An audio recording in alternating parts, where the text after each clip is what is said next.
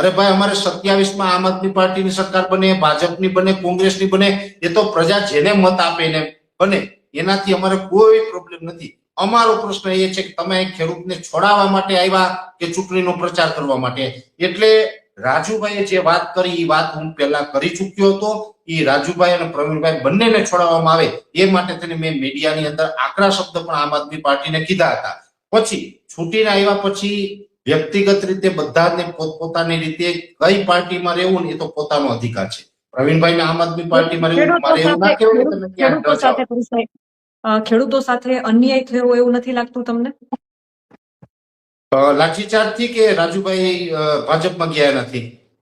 લાઠીચાર્જ થયો એ તો લાઠીચાર્જ થયો એ તો અન્યાય છે જ, પરંતુ પછી જે રાજુભાઈએ કેસરિયા કર્યા તો ખેડૂતોને ક્યાંક ને ક્યાંક જે કમેન્ટો જોઈએ છે, જાહેર મીડિયામાં આપણે જોઈએ, જનતાની પ્રતિક્રિયાઓ જોઈએ છે, તો ખેડૂતો સાફ રીતે કહે છે કે અમારી સાથે દગો થયો છે.